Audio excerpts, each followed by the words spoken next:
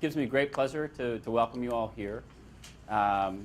These are another one of these wonderful events that happen, and I'm coming in to give them welcome, and I shouldn't be the person welcoming you. I'm going to turn the stage over to my colleague Danny Leipziger in a few minutes to do that, because this is really his program. I mean, he really came to us with the Growth Dialogue and actually had brought it to us, and it's such a wonderful opportunity to talk about important issues, the kinds of issues that we want to be the central conversation on, but also to really bring in top scholars. Now, Danny works on issues that are across the world, but of course, as all of you know, or if you know me at all, you probably have gleaned that the real issue of my own passion and my own intellectual life has been China. So I want to just take a couple of minutes to talk about what my thoughts are on the growth issues with respect to China and the future of growth, and then turn it over to our esteemed guest, because that's really he's really the feature here. It's been a really interesting year for China. It's been a very interesting couple of weeks if you've been following the news. I've been bullish on economic growth and development in China for over 2 decades. I was one of those people who was arguing with Jeffrey Sachs way back in the 80s that actually China's gradualist and decentralized approach were really the right approach for how to develop an economy effectively. I mean, those were the heady days of Big Bang and shock therapy, and you know, there were a lot of people who weren't convinced, and they were convinced that if China is a good story, it's a good story in part because China has a very deep, cheap labor pool, and they can afford to do this, but at some point this is going to run out. Now, I think today, in the a decade after China's accession to the WTO, we've seen a different story unfolding, and it's not just a story about China's growing power and flexing its muscle in the global economy, but in my view, it's a story that actually says interesting things about the capitalist model and what economic development is really about. In the post-2008 era, I think it has even shaken that conversation up to a greater extent. It used to be the case when I would travel throughout China or give lectures on China on these issues, we'd talk about the interesting economic development story of China, and people would say, yeah, but still the hallowed industry of finance, we are still golden in this space, right? And so the confidence has in some ways been shaken on that issue, and China's power has really grown dramatically, at least relative to us, in that short time period.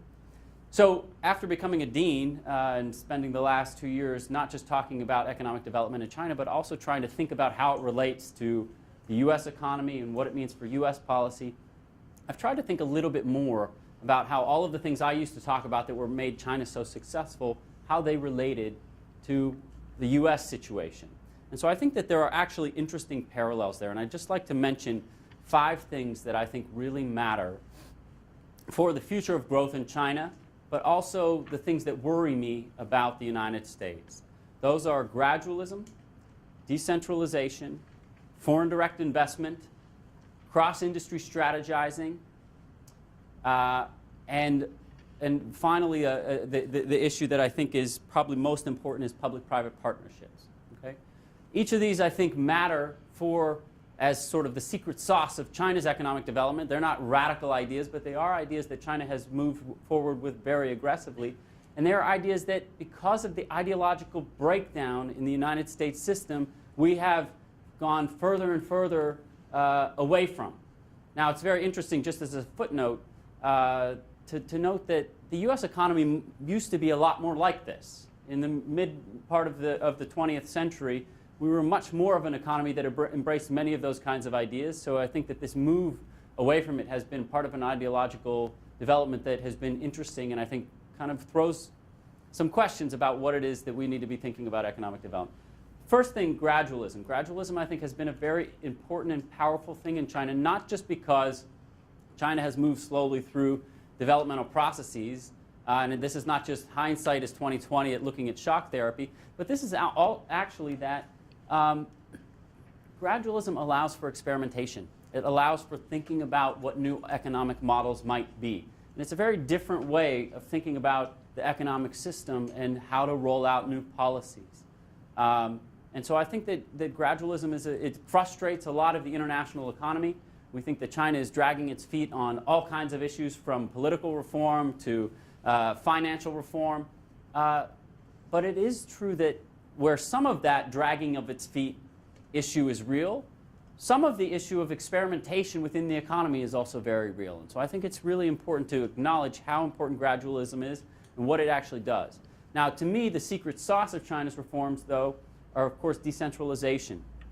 Decentralization is really important because it created local state economies and competition amongst those economies that really, really drove development. So you can have radical economic reform without privatization. The interesting thing for us is, though, I think as a comparative point, we have a broken federalist system in which we put too much stock in the federal government ourselves and don't realize that most of our own economic development is coming from states and municipalities, similar to the way China has mastered it over the course of its time as well. FDI is an obvious one for China. China has been so good at attracting foreign direct investment in order to learn from technology. We, interestingly, have a lot of our doors closed to the $3 trillion of foreign exchange reserves that China sits on. Probably not $3 trillion today, but it's still, in the high twos. And that's a lot of money that has been siphoned out because of globalization and needs to come back. And so we need a political process that actually really understands how to embrace those kinds of issues. The fourth issue, which I think is kind of one key to how an economy should be run, this cross-industry strategizing. I think we have an idea today about governments engaged in economies as fundamentally inefficient, and a lot of state-owned organizations are. But governments also have industrial policy, and they also have things that actually make them really effective in thinking deeply about these issues. China, of course, has embraced that kind of idea. We have been moving away from it steadily. And the final thing, I think, in public-private partnerships, I think that there's just a lot to be learned there. Because, again, I think a lot of what we often forget is that most of our most powerful industries, the internet, for example, a lot of areas in automobile, a lot of areas in biotechnology, were developed by government investment. And so I think that this kind of notion that the government plays some nefarious role in investment or in any kind of control over the economy misses how important it is for the development of new energies. Or new industries, and I think we see this with the energy sector, the renewable energy sector that's playing out right now. Now, the interesting thing, kind of skipping back over to China for a few minutes, if we are looking out across the Pacific and figuring out how frightened are we and what can we learn, I do think it's important to just keep in mind how dramatically successful China's economic system has been, while at the same time understanding that, in my view, the last year has been a little bit of a frightening one. And it's been a little bit of a puzzle for me to try to figure out why over the course of the last year. But every time I go to China, every time feels a little bit more uncertain. And I was trying to figure out why, because, Wen Jiabao and Hu Jintao have been in power for almost a decade now. And so it shouldn't have been that sudden that it feels that bad. But one of the things I realized is that I'm a huge Zhurongji acolyte. I actually believe that so much of what China has done over the course of the 1990s and the momentum that carried through to the early 2000s and mid-2000s was really because of the economic policies of Zhurongji. And I think that so much of the stability that was set in place and so much of the momentum about creating a rational economic system really came under his watch. And I think Hu Jintao and Wen Jiabao, the current administration, don't know what they're doing that much. And I think even more than not knowing what they're doing that much, they are not trusted by the localities. And so you see the localities kind of doing their own thing more and more, and I think that this is a very dangerous state. Now, of course, right now, we're in the middle of this transition to the next generation of leaders. And just in the middle of that transition, we have this unbelievable crisis that's going on with Bo Xilai. This crisis just keeps getting deeper and deeper, and it's just an unbelievable script that is playing out right now. The thing that was so interesting to me about Bo Xilai is that it really is clear that I think that the current administration fears a new strongman. That, remember, there's a lot of history for in China, right? There's not just the history of Deng Xiaoping, who arose outside of the political system, but Mao Zedong himself. And so I think that there's been just this fascinating thing to watch, that China is still evolving politically. And as bullish as I've been about how stable it is as a political economy, I'm less certain today than I've been in a long time. And so I think it's going to be a very interesting couple of months and a year or so to see how this all plays out over the course of the next decade or so. So those are my thoughts. Now, that hopefully segues well into an insightful discussion about the future of China's economic growth, which I think we all know is a future of both the politics and economics. And it's such great pleasure to have an economist, a political economist, to come in and talk about what it is that we need to be thinking about with these issues. So without further ado, I'm going to turn it over to my colleague Danny Leipzig to introduce our speaker. Thank you very much, Doug, for setting the stage for us. And I'd like to introduce our guest speaker, Professor Dwight Perkins of Harvard.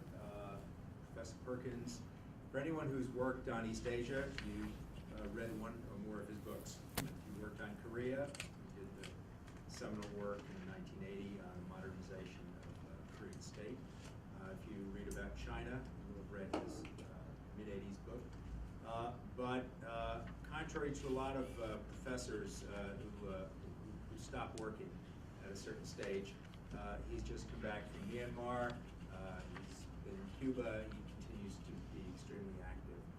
So Professor Perkins is the Harold Hitchings Burbank Research Professor. He's had that chair for a while. Before that, he ran HIAD, ran Harvard's Asia Center, and he's had and continues to have a very distinguished record at Harvard and elsewhere. If you want the top 5 names that work in this field, Professor Perkins is there. So we've asked him to speak for not more than a half an hour. Then we have 2 discussants from GW, Professor Yang from the International Business Department, Shahid Yusuf from the Growth Dialogue, my colleague in this project here. And then there'll be time for questions. And to entice you to stay till the very end, there will be wine and cheese afterwards. So, Professor Perkins, the floor is yours. Thank you, Danny. They don't put clocks in GW room, so that I have to try to read this with my failing eyesight. What I'm going to do this afternoon is, my charge is to sort of look at what's going to happen to the economy and what the implications of that are for a variety of issues that China is going to face going forward. So I'm not going to go back and review how China got here and talk about what a magnificent growth performance China's had over all these years. I'm assuming you know all about that. So what I'm going to first do is present a fairly elaborate argument about why China is going to slow down, and why it's going to slow down soon, not 20 years from now. If China were to keep on going like what it's doing right now, or particularly what's done over the last decade or so, and go on 20, 30 years ahead, both in terms of GDP and in terms of trade, you get these enormous numbers. China's GDP today is, in US dollars, an exchange rate calculation, $7 trillion or so. You double that every 7 years, 14, 28, $56 trillion in a matter of about 3 decades. That's not going to happen. It may happen someday, but it's not going to happen in 3 decades. Foreign trade the same way. You end up getting figures that suggest all of the trade of the world is going to be exporting and importing from China. I'm going to try to present an argument of why that's, what you're going to see instead over the next few years is not a failure of the economy. It is, in fact, a normal process of economic growth. China has managed to sustain growth by, you could call them artificial means, but they've actually met real needs by sustaining growth with massive government investment. I'm going to try to describe how that has worked. But I'm going to say that whole period is coming to an end. It isn't at an end, but it's going to be coming to an end over the next 3 years, 5 years. I would say at most 7 or 8 years. I have to meet with a senior U.S. government person tomorrow morning, and he will only be concerned with what's happening over the next 4 years, or maybe the next 12 months. I can't get precise enough for that. But for sometime in the fairly near future, things are going to change. And then the question then is, what can keep it going for a little while longer? What is it that China is going to have to do even to keep it going at all? And then I'm going to end with just a very brief remark on what the issue that really the dean raised toward the end of his remarks. What are all the implications of this for Chinese politics? And I'm not going to go in length into it, but the implications of a slowdown in growth for Chinese politics are profound. It means China has a fundamentally different political context going forward, and how they respond to it is going to determine whether this is a scary time or whether it's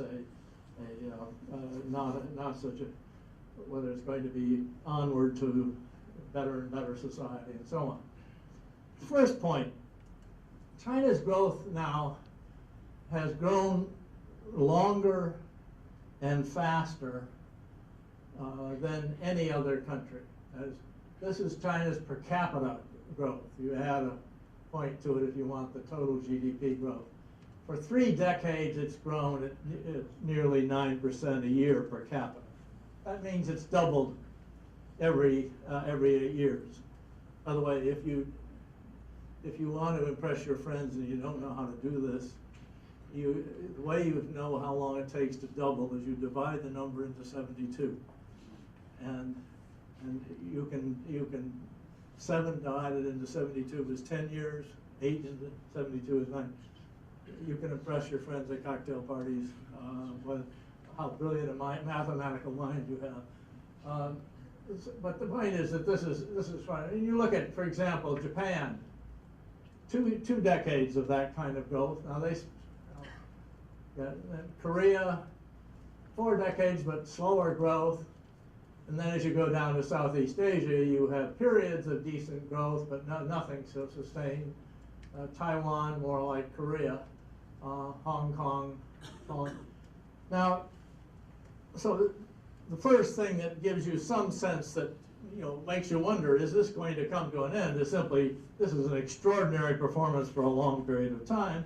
Is there something unusual about China that can keep going for another 2 or 3 decades? And my answer will be no.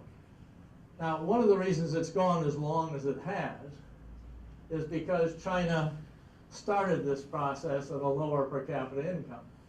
China in 1961 had a per capita income of about $700.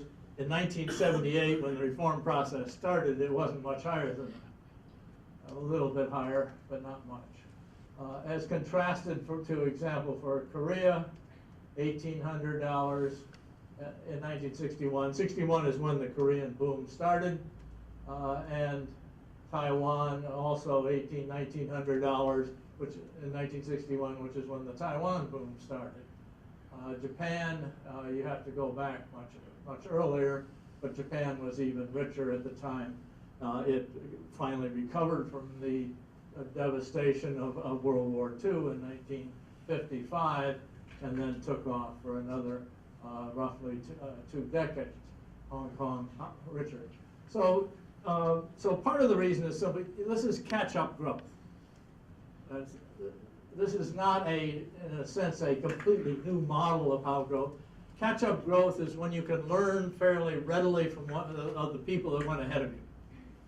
Every other country except England did catch-up. England was the one that led the way. Everyone else was playing catch-up. But the ones that came much later were able to grow much more rapidly. And In fact, the reason Japan could grow as rapidly as it did, even though it started its growth back in 1900, is that, of course, had that long period during where World War II destroyed the economy, and it took a long time to rebuild, and then it caught up to where it would have been otherwise. Now, the question, though, is, all right, is there anything we can say about when this is likely to happen? And when I first sort of looked at this, which is 5 or 6 years ago, doing some work that I'll talk about in a moment about what are the sources of Chinese growth, I was fooling with the data, and I noticed that Japan, Taiwan, and Korea all slowed down in a major way at exactly the same per capita income. It was about $13,000 per capita in purchasing power parity terms. These are all purchasing power parity dollars, not exchange rate dollars. And and in 2000 prices, 13,000, all three of them had a sharp drop. And when we were doing this book on Korea that'll be coming out in a few months, my co-authors and I decided, well, if it works for those three, does it work for everybody else? And the answer is, yeah, it does, sort of. This is where all of the countries that reached sort of $20,000 per capita slowed down. Oops. And as you'll see, that most of them are between $10,000 and $16,000 per capita. The outliers, frankly, are not very interesting. I mean, one of them I know is Norway, which had discovered it's first place, it's a tiny country. Two, it has the huge North Sea oil finds. Another was Britain under Margaret Thatcher, accelerated growth at a higher income, and then fell off. But basically, something happens. $16,000 purchasing power parity per capita is a long way from catching up with the richest countries. They're up at $40,000, $45,000, $50,000, $45,000 per capita. What is happening is something goes on at this in this period that essentially you can't catch up you can't just play catch up anymore.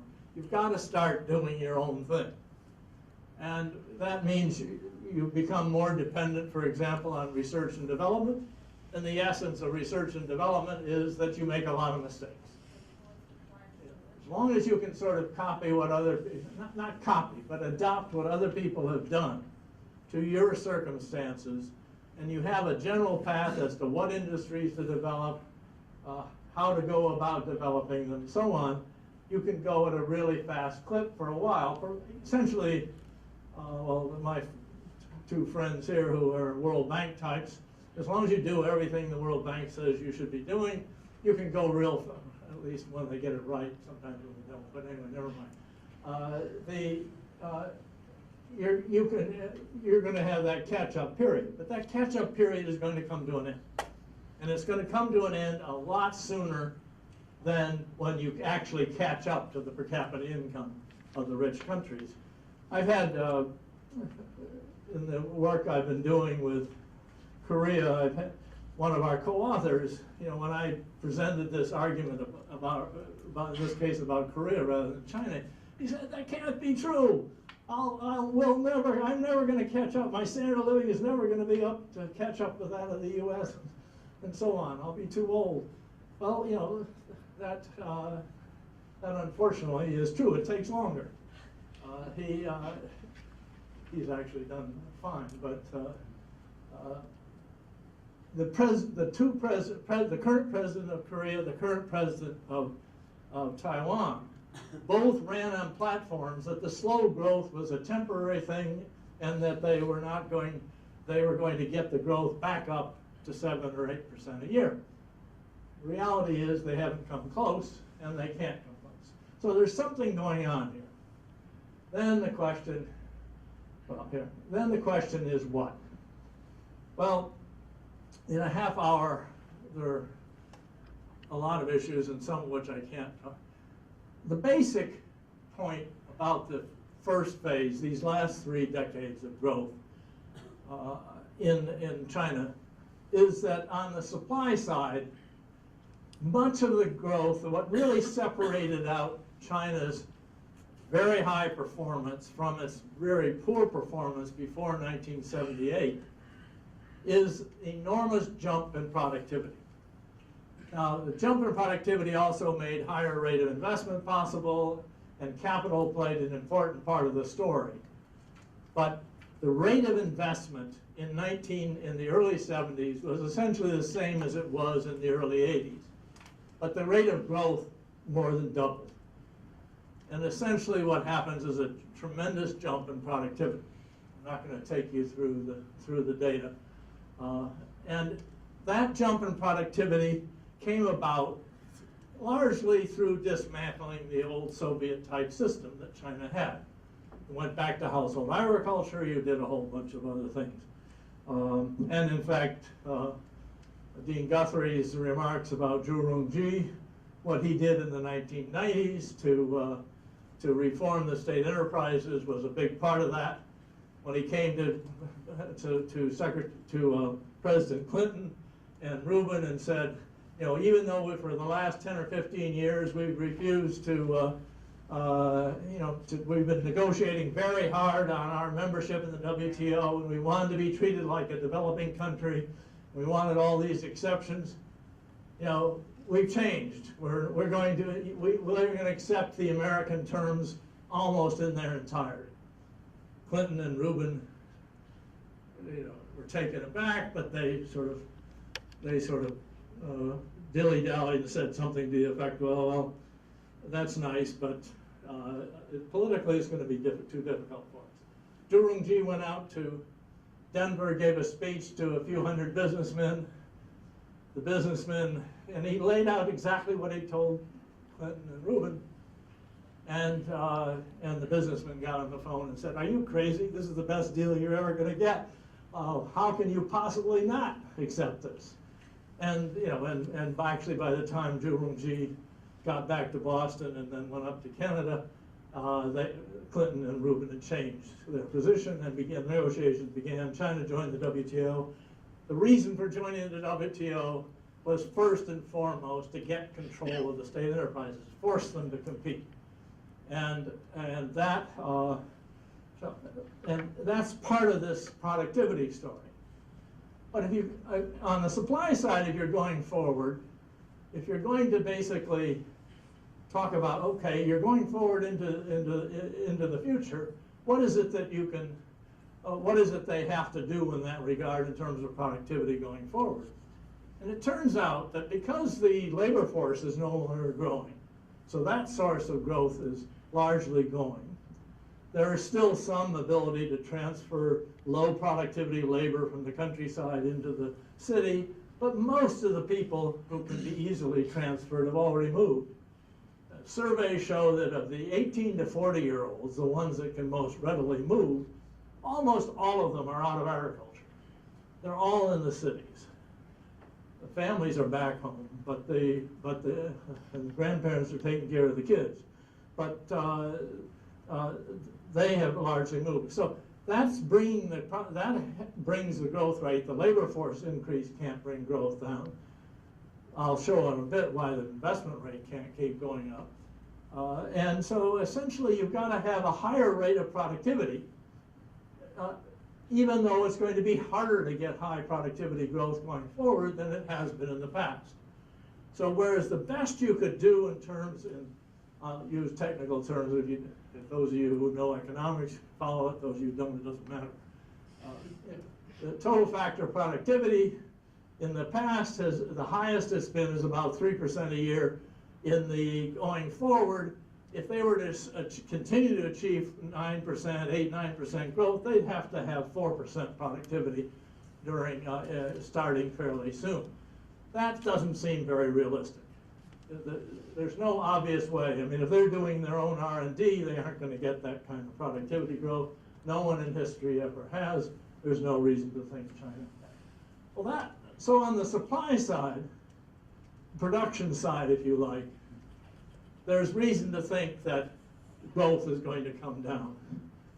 But it's sort of in some ways easier to understand, and it's a clear problem if you look on the demand side. And this is China's breakdown of GDP on the expenditure side. And what you have is total consumption, which includes government consumption, household consumption, the red line, and then investment coming up to nearly 50% of GDP, an extraordinary figure, and then the net trade balance. Essentially, these are the sources of demand in the Chinese society.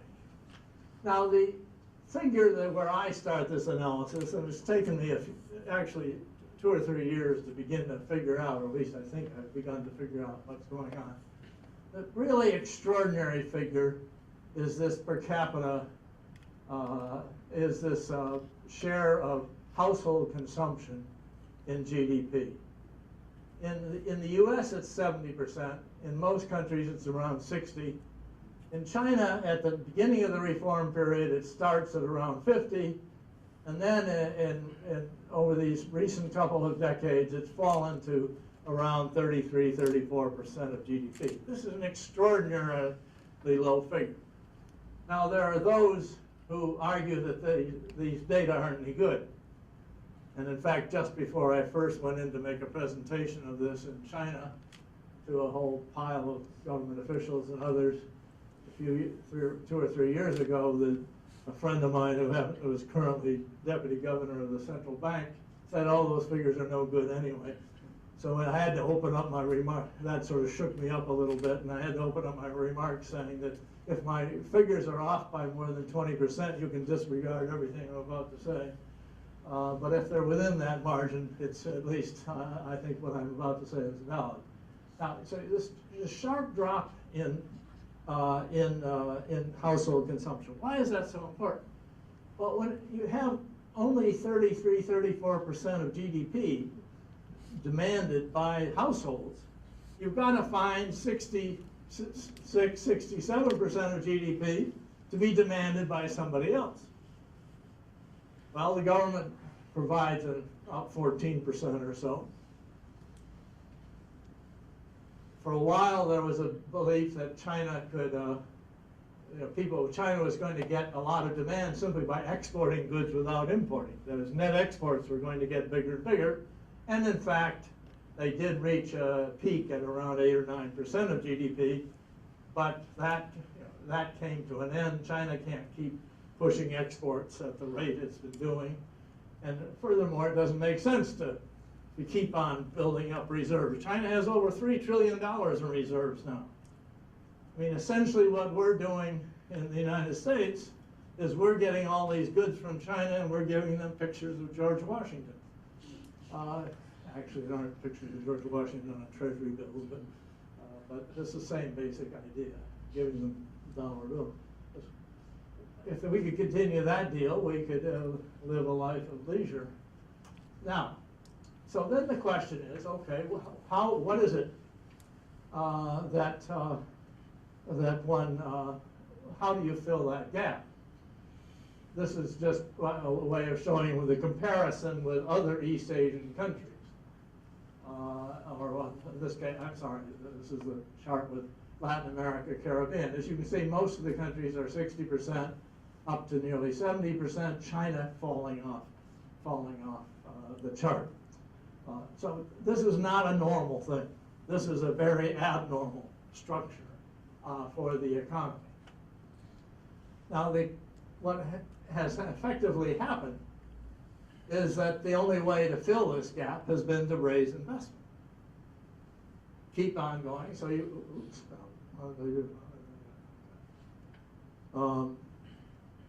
get the investment rising almost to 50% of GDP. In 2010, it's still up there in 2011, but the expenditure data I haven't been able to find the ones for 2011 yet. Statistical books don't come out for another month. Now, the question then becomes, how can you spend that much money on investment? It's not going to be producing consumer goods for your population. You can do that with 20% of GDP. Probably less, but certainly no more than 20. That's even if you're very inefficient.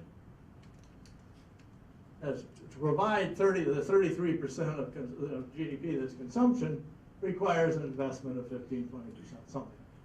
You do your own, you can make assumptions and get slightly different results. Now, what do you do with the other? How do you get so much more? Well, in China, the answer is they got it over the last years by two things. They got it through a massive housing and building program and through a massive infrastructure program. And these housing and building programs are really quite extraordinary.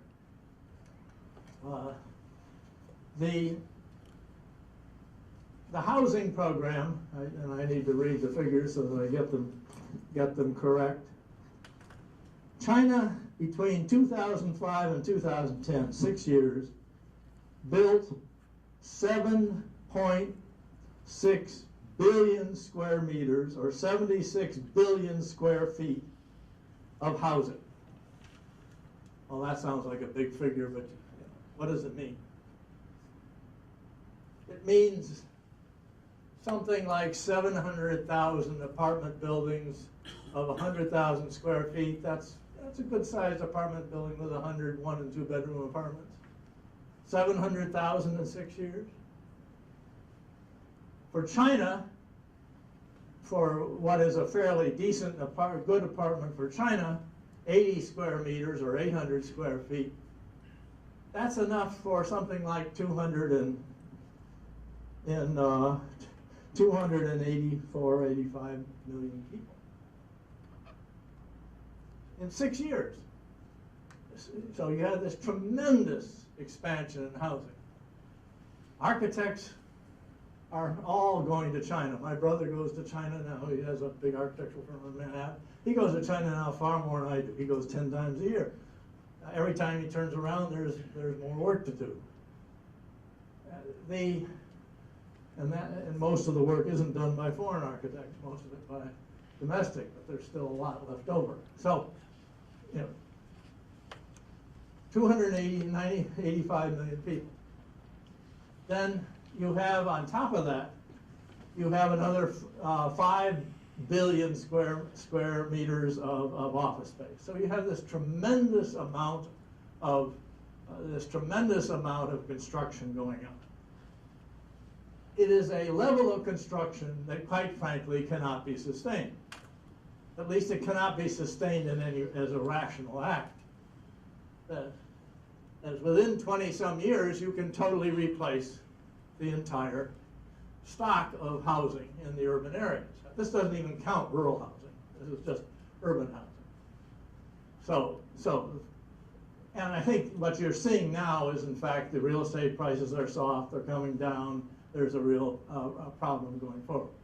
So that doesn't mean housing is going to stop, but it means that this notion of doing 1.5 billion meters of housing every year is going to come down. So that's one source. You're not going to get the big demand from that. I'll talk about where you will get demand in construction in a moment. Then you look at how many of you have been in China? Lots of you, good. Okay. The highway system. And when I first went to Asia in '61, but when I first went to, when the Chinese would give me a visa and the U.S. government wouldn't seize my passport, if I went to China, first time was in 1974, 75, I traveled all through the countryside. The main trunk highways were 2-lane and they were paved. Everything else was gravel and dirt.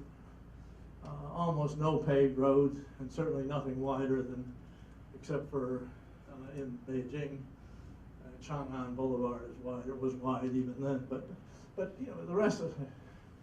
Now, this magnificent inter-province or interstate highway system, comparable to ours, only it's brand new. And it's everywhere. You go out into, I was in Shanghai a couple of years ago, one of the western provinces and one of the poorer provinces. Again, the highways they don't go all the way to Tibet, but they go well into through the populated areas of Shanghai and so on. So you built a wonderful interstate system. Airports. Well, everybody knows Beijing and Pudong Airport in Shanghai and Hongqiao Airport in Shanghai and so on. But every single provincial capital has a big, fancy, brand new provincial airport. And China has now announced that it's going to build 43 more new airports. The one area where there's still things to do is the high-speed rail. China's going to have 4 high-speed rail east-west and 4 north-south. 250 miles an hour, maybe, or 300 if they want to have more accidents. That isn't finished, but a big chunk of it is finished. In another 4, 5, 6 years, that's going to be finished. They're spending over $100 billion a year on that. And one can continue on in that respect. Every time I think they can't come up with a new idea for expenditure, they do. So the Chinese leader's imagination is considerably better than mine. So when I thought they'd began to run out of ideas, they came up with the idea, well, of course, we have a terrible water problem in North China, so we're going to move the Yangtze River water north into China, and that's another 30, 40, 50 billion dollars. And that, of course, now is already well along and done. Now, there are 2 things, though, that are related to this. Over time, you begin to run out of these ideas. Even with more imagination than I have, you're just, there's a limit to how many of these fancy highways you can productively invest in. The rate of return on this investment, a lot of it, has clearly got to fall. The other thing is the recurrent cost, that is the maintenance of these facilities, is going to take off. If it doesn't take off, then they're going to fall apart 10 years from now. But if it does take off, it's going to cut way into it'll cut into the productive investment. It'll be replacement investment, if you like. So it'll be part of gross investment, but net investment would fall. Now, then so the question really is are there still a lot of things that China could do? In a sense, China is doing something very similar to what Japan and Korea did when they had to rebuild after the war. In the case of Japan, the U.S. just totally destroyed every single city of Japan except Nara and Kyoto. I mean, burnt them all to the ground, literally. Well, so that left a lot to rebuild. So Japan also had this boom. Korea, the same thing. The Korean War totally flattened everything. You ever see pictures of Seoul after it had been moved, after the Chinese and American troops had moved back and forth across it three times or whatever it was. Seoul was just rough. And much of the rest of the Korean cities the same. So there was an enormous amount of investment that they made, and their investment rate goes up. Not as high as 50% of GDP, but it goes up. So there clearly was a need in China's case. In China's case, it wasn't because of war. It was because of a Soviet-type strategy that said no money to be spent on housing, no money to be spent on transport. That was the Soviet, the only time you invested in transport in the Soviet system was after the system got so overloaded that it began to really break down, then the Soviet Union would invest. China basically was following a strategy like that. Housing was something they also ignored until after 1978. And then they began to fill this gap, and they filled it with a vengeance. Now, but that period is coming to an end. Is there anything left to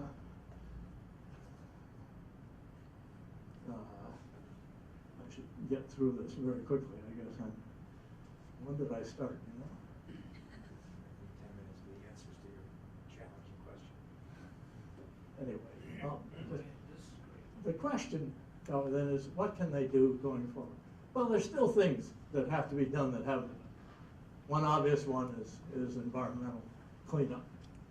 There's an enormous task here. How big it is in money terms, I've never seen a completely, a figure that anybody's done that really tells you how much a full cleanup of the environment would cost. I'd love to see such a figure. The figures I have seen are really quite small. There's still a need for housing. The need for housing is primarily for the rural migrant population. Essentially, nothing has been done for them until very recently. And to give you some idea, people talk about, oh, China doesn't have slums, but China has plenty of slums. You just can't see them.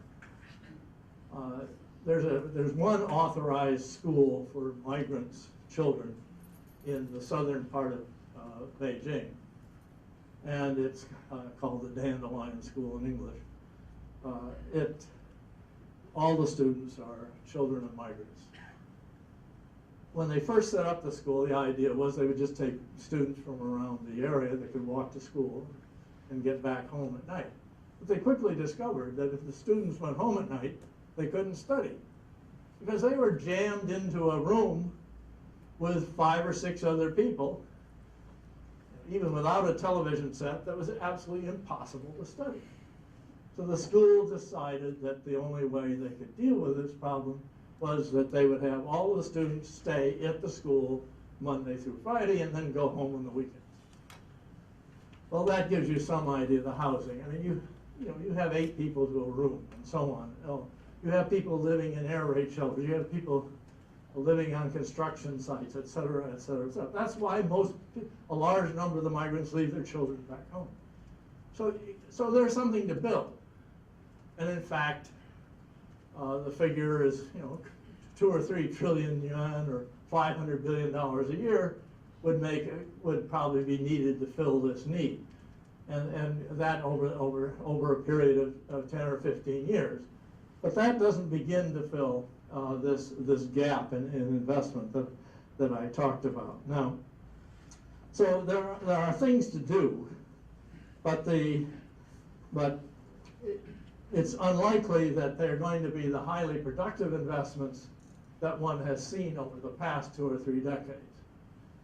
So then the question is, what else happens besides those things? And there will be an increase in the share of research and development, R&D.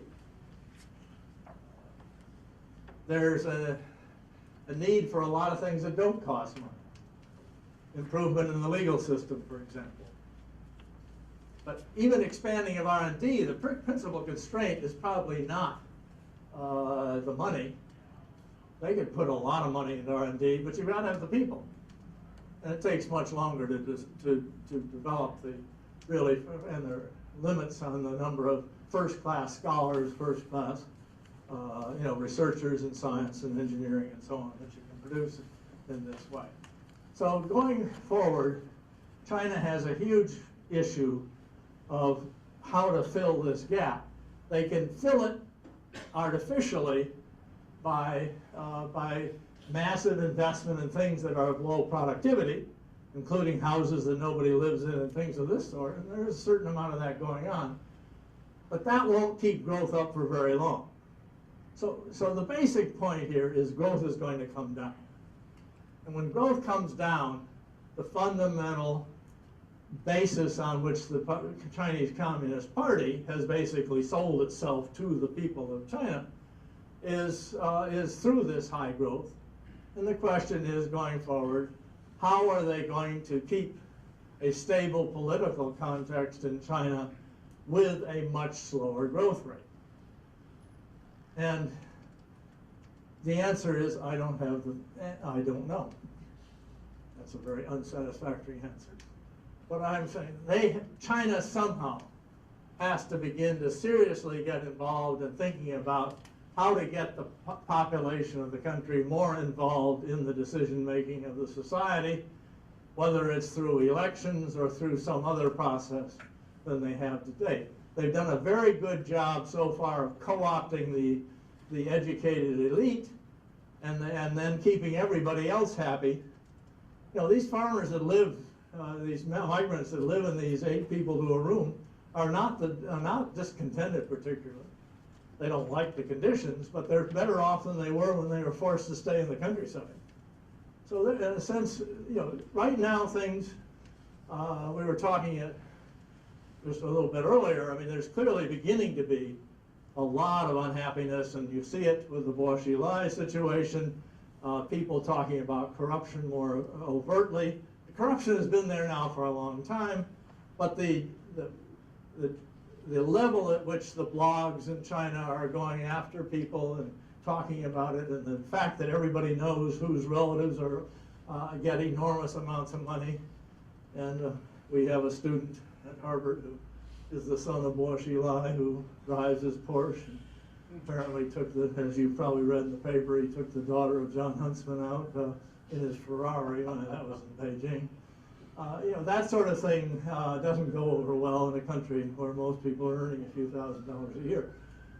Yeah. But I think most people were willing to live with it as long as everything was booming.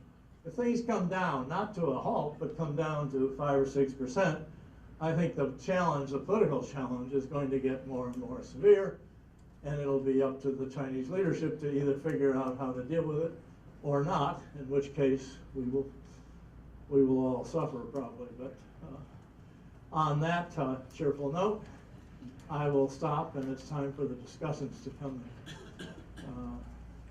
You can explain why my calculations are wrong. Thank you.